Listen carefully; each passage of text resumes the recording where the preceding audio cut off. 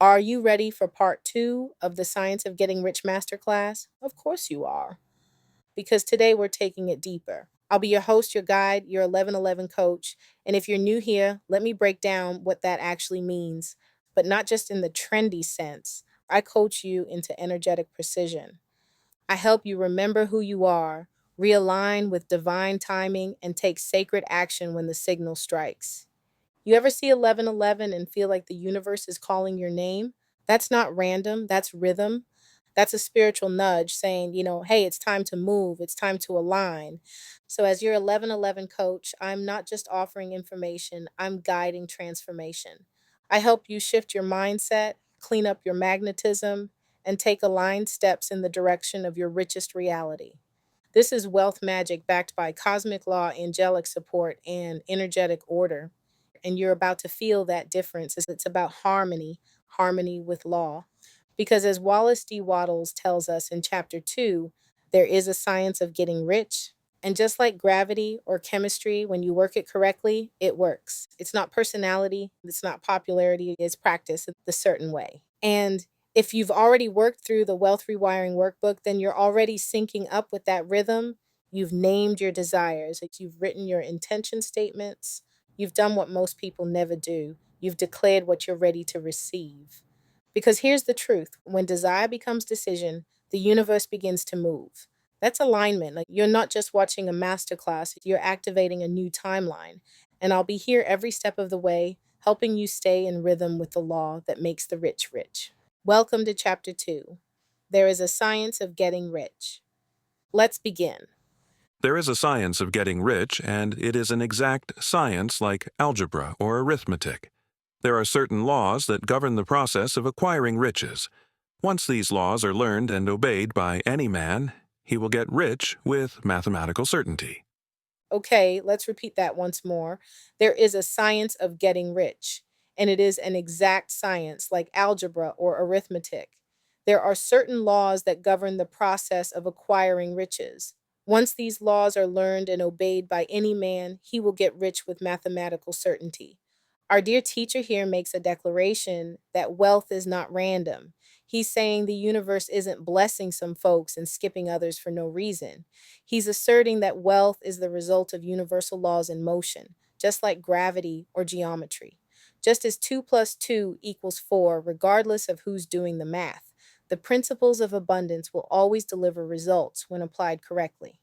This line implies that universal law is precise, not emotional, that wealth responds to alignment, not effort alone, and that the science of getting rich isn't about hustle, it's about harmony with law. Now, let's make something crystal clear. Getting rich isn't a mystery, it's not a fluke, and it's not reserved for the chosen few.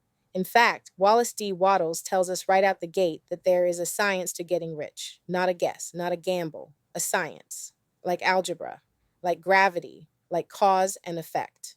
So, what does that mean? It means wealth responds to laws, universal laws, cosmic laws, and just like 2 plus 2 equals 4.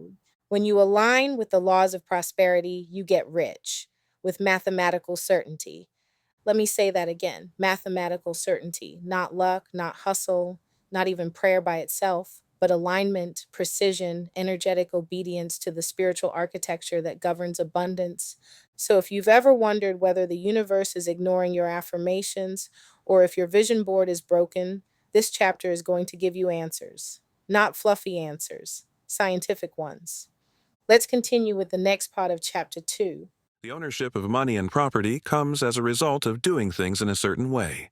Those who do things in this certain way, whether on purpose or accidentally, get rich, while those who do not do things in this certain way, no matter how hard they work or how able they are, remain poor. It is a natural law that like causes always produce like effects, and, therefore, any man or woman who learns to do things in this certain way will infallibly get rich. Let's pause and unpack that, and I'll paraphrase it a bit. Wealth doesn't come from who you are. It doesn't even come from how hard you work. It comes from how aligned you are with a specific pattern of action, a certain way of thinking, feeling, and moving. Wallace is saying that abundance is not a mystery, it's cause and effect. Anyone, anywhere who aligns with this certain way whether they do it intentionally or stumble into it, will get rich. Likewise, those who don't, no matter how smart, skilled, or deserving they seem, will struggle financially. And yes, I know that sounds unfair, but it's also liberating because it means wealth isn't luck, it's law. Those who are wealthy are, in some way, favored. And if you've been following my content for a while, you already know I teach that favor isn't fair. In The Laws of Thinking, Bishop E. Bernard Jordan boldly affirms this truth. Favor isn't fair, but it is intentional. It's not about fairness according to human standards. It's about alignment with divine principles, energetic agreements, and spiritual positioning. When I say someone is favored, I'm not just talking about random blessings falling from the sky. I'm talking about spiritual receptivity. I'm talking about alignment with divine timing, strategic thought, magnetic decisions, and invisible support systems that open doors others can't even see. Let's be clear, anyone can desire wealth, but not everyone aligns themselves with the consciousness that can hold it, multiply it, and preserve it across generations. There are people who've inherited wealth and lost it. There are others who've attracted abundance only to sabotage it. But then there are those who don't just get rich and stay rich, they grow rich. They move in a flow that keeps circulating back to them. That to me is a sign of favor. And favor isn't something you wait around for like a lottery ticket. Favor is something you activate through the certain way, through the right intention, through thought plus faith plus action, all vibrating in divine sync. You're not here to hope for luck. You're here to learn the law. And because when you understand the laws of wealth, you realize favor can find you, favor can be cultivated. Favor is your spiritual inheritance. You just have to claim it. So, no, it's not fair, but it is available. And the moment you stop chasing fairness and start aligning with favor, that's when the shift begins. Now let's look at the laws behind this. The law of cause and effect states that every cause has a corresponding effect and that every effect stems from a specific cause. It is also known as the law of karma, emphasizing the principle of reaping what you sow. This law reminds us that our thoughts and actions are the primary creators of our reality. And whether you believe it or not, you like it or not, this is law. The next law this line implies is the law of divine compensation, which states that the universe naturally restores balance by correcting every loss with divine restoration. It teaches that what is taken will be returned in greater form when we align with love, faith, and right action. This law assures us that miracles flow to those who trust in spiritual justice and remain anchored in their higher calling. So basically, energy always returns in kind. What you put out consistently becomes your harvest, meaning it comes back to you. It's law. Finally, we have the law of vibration, which states that everything in the universe moves, vibrates, and resonates at a frequency, including thoughts, emotions, and intentions. Nothing rests. This law teaches that we attract experiences that match the energetic frequency we embody. To shift our reality, we must first shift our vibration. So, Wallace D. Waddles is teaching that wealth creation isn't random, it's governed by universal law. If you follow the right energetic and practical principles, results will follow, and it's according to law.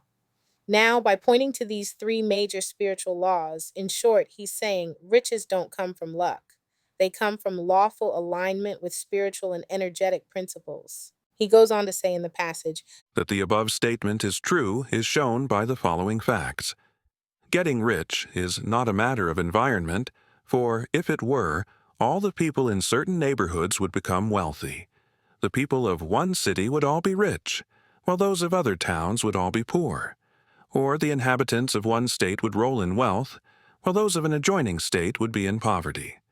But everywhere we see rich and poor living side by side, in the same environment, and often engaged in the same vocations.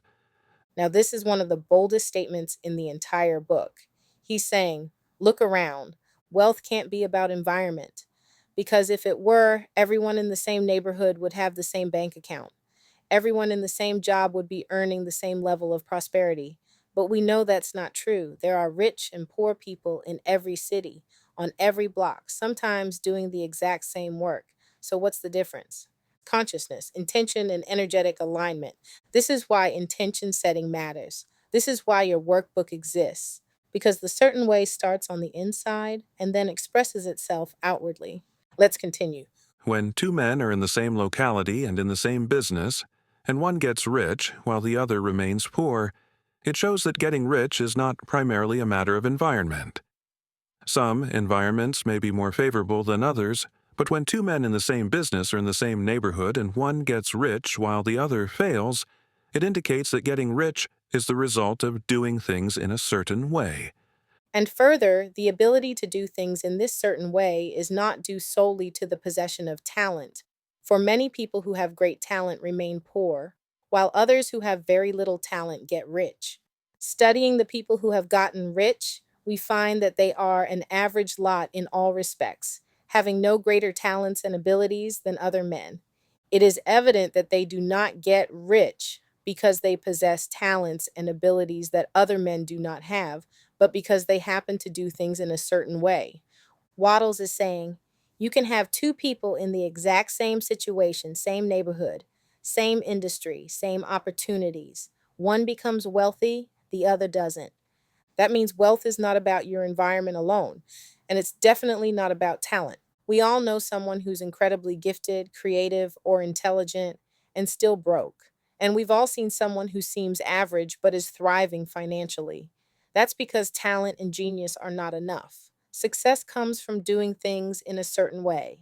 That certain way includes belief, intention, alignment, repetition, faith, and finally inspired action. Let me make it real for you. Let's say there are two siblings who grow up in the same house with the same parents, go to the same school, and eat dinner together every night at the same table.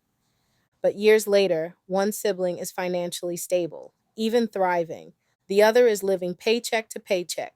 Now, were they raised differently? Not really. What changed? The way they think, the way they move, the way they align with opportunity. It's the certain way again. The environment can influence but not determine. Favorable surroundings might help, but they don't guarantee wealth. Your zip code doesn't dictate your wealth code. While some places may offer more resources, connections, or visibility, Wallace Waddles is crystal clear: environment is not the deciding factor. If it were, everyone in the same city, school, or job would have identical financial results. And we know that's not the case. Abundance can bloom in any location when the inner soil, your consciousness, is fertile. Talent is potential, not prosperity. Talent is like having a full tank of gas, but if you never drive the car, you're going nowhere. Talent is a seed. Wealth is the fruit of consistent cultivation. Many people with extraordinary talent remain financially stuck, and many people with average skills learn to create extraordinary results. Why? Because prosperity doesn't reward potential, it rewards action aligned with law. Don't idolize talent, cultivate consistency and alignment instead. This is good news, because if wealth came only from environment or talent, many of us would be disqualified. But if it comes from a way of being, a mindset, and method, then anyone can learn it. Abundance is not reserved, it's revealed. If wealth came from talent or environment alone, some of us would be permanently disqualified, but it doesn't. It comes from doing things in a certain way, a repeatable, learnable method that works like math. You can study it, practice it, refine it. The science of getting rich is a skill set, one that you are now learning. You don't have to guess. Just like learning piano, driving a car, or cooking a dish, the certain way can be practiced. You don't need to be chosen, gifted, or perfect. You need to practice alignment. Your wealth path is a discipline, not a mystery. It gets clearer with each repetition. Abundance isn't exclusive, it's encoded. And in this masterclass, we are decoding it together. The universe isn't withholding from you, it's responding to you. Every result in your life is a response to your frequency, focus, and faith. Wealth is encoded into the structure of the universe. It's not about favoritism. If you're breathing, you're qualified. Now it's time to align with your encoded inheritance. All right, let's keep going. We're more than halfway through now. Have I been clear so far? Are you starting to understand what's required of you? If so, I'm truly glad. That means we're in alignment and your spirit is receiving what it came here for.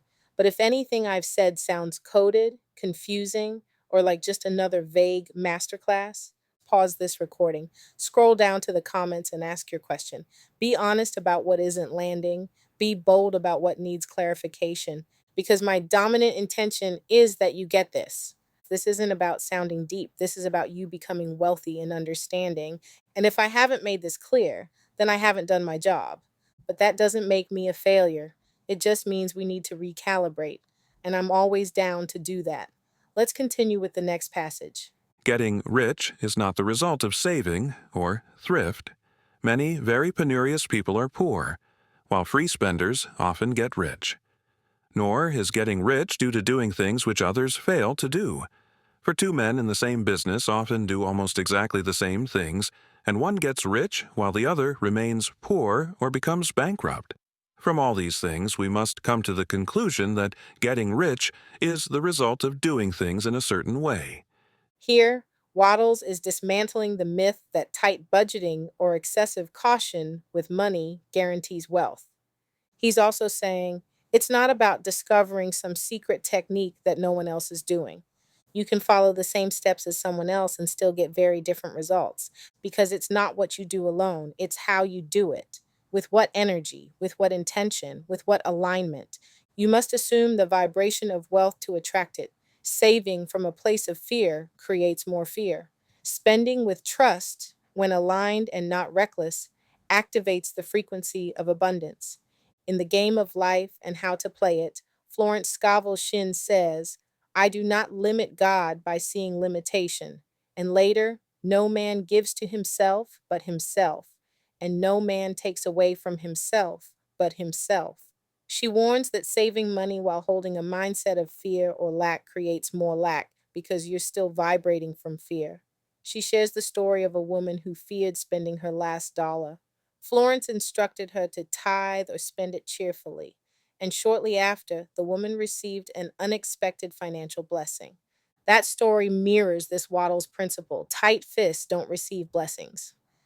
In Think and Grow Rich, Hill emphasizes that wealth responds to desire, belief, and action, not fear based caution. In Chapter 2, Desire, he writes, riches begin with a state of mind, with definiteness of purpose, with little or no hard work. He tells the story of Edwin C. Barnes, who decided to work with Edison, even though he had no money and looked nothing like a business partner.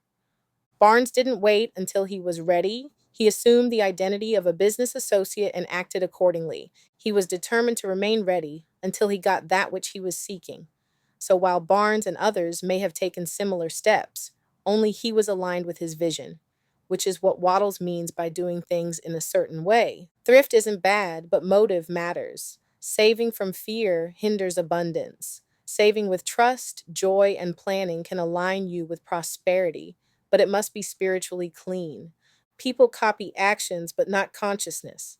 Two Etsy shops, same niche, same products. One thrives, one fails. Why? Because the thriving one was built from confidence and vision, not desperation or fear of failure. Your vibration while taking action is the actual magic.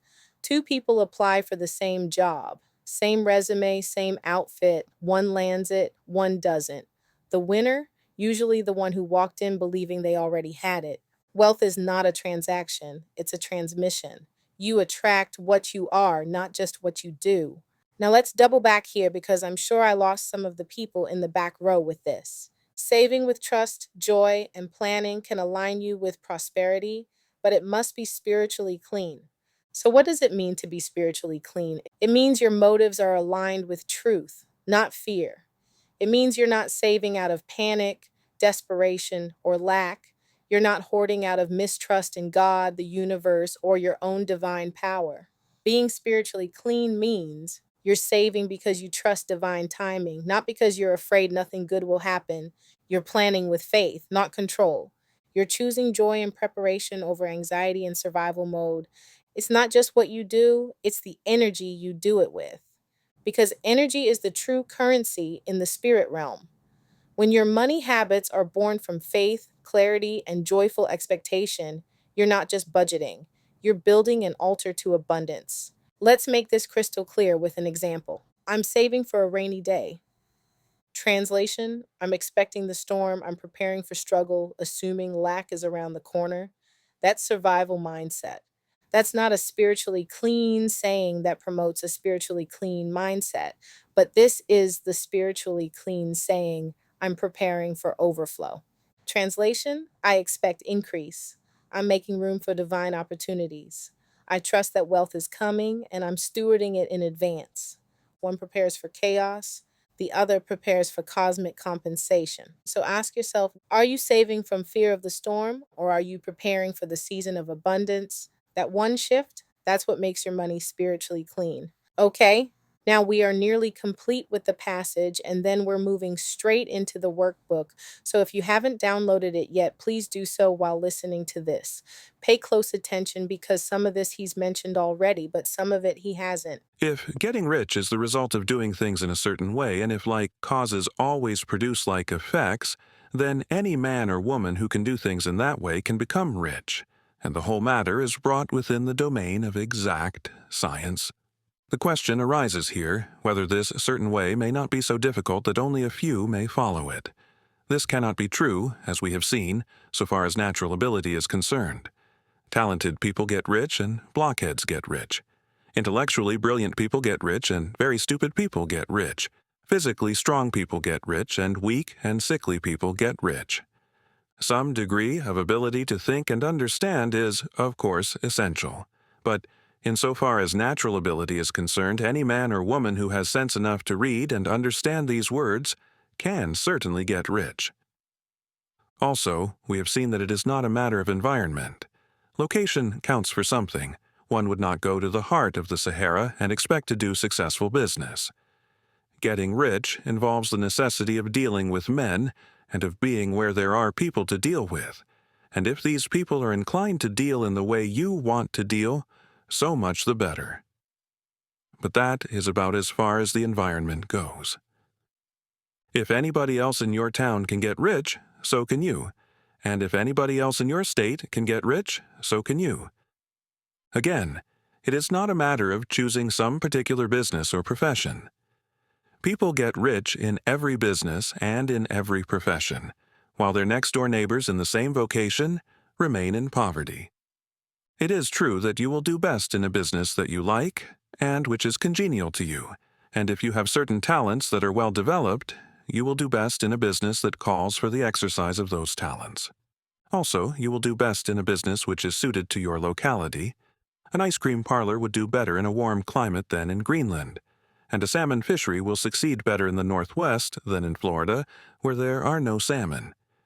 But aside from these general limitations, getting rich is not dependent upon your engaging in some particular business, but upon your learning to do things in a certain way. All right, now let's break this down because this section right here, it's deep and it's personal. Waddles just shut down every excuse most people carry. I'm not smart enough. I don't live in the right city. I miss my window. My industry is too competitive.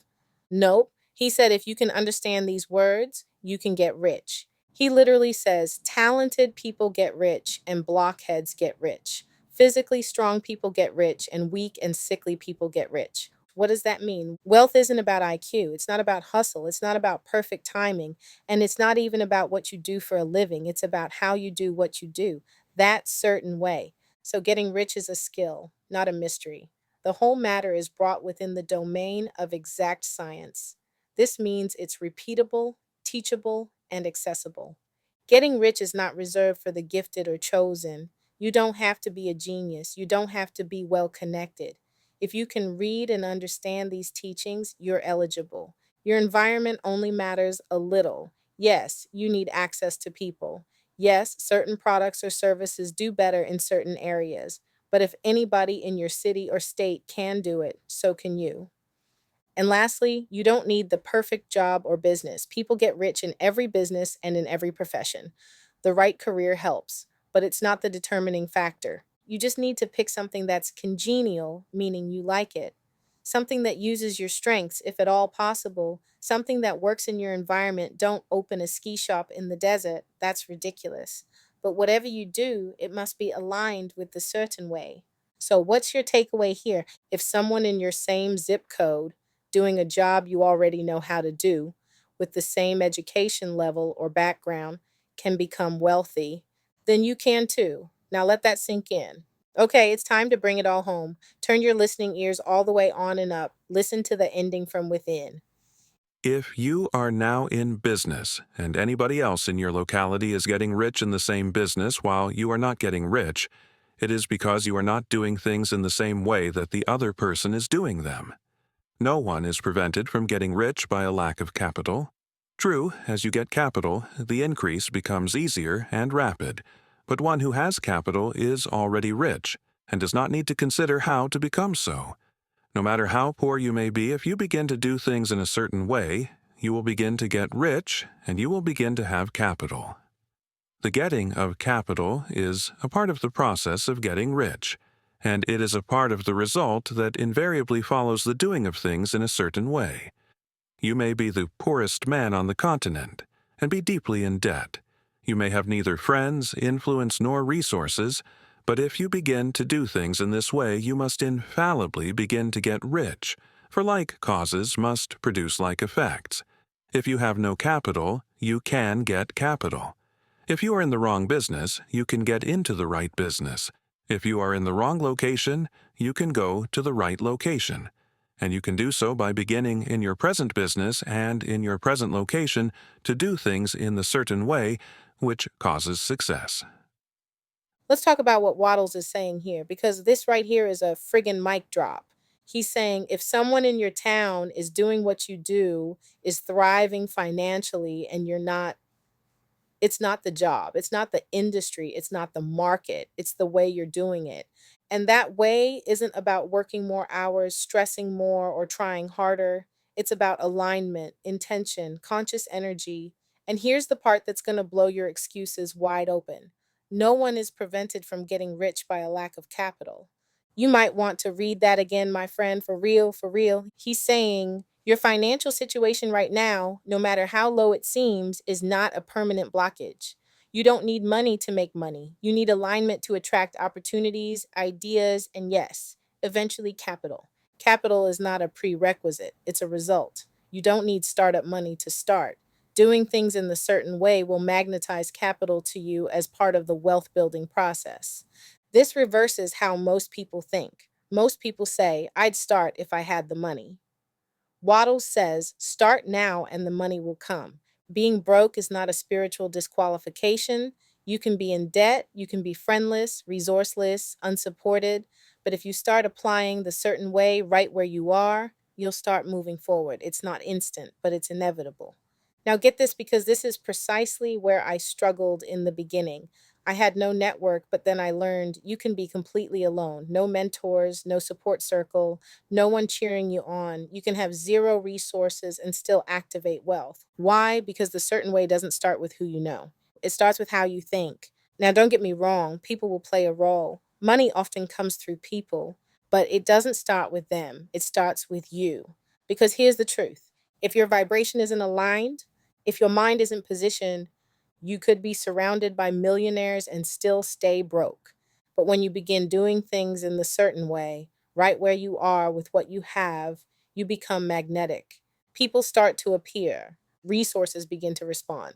Opportunities find you because you're no longer broadcasting lack, you're transmitting readiness. This isn't about networking your way to riches.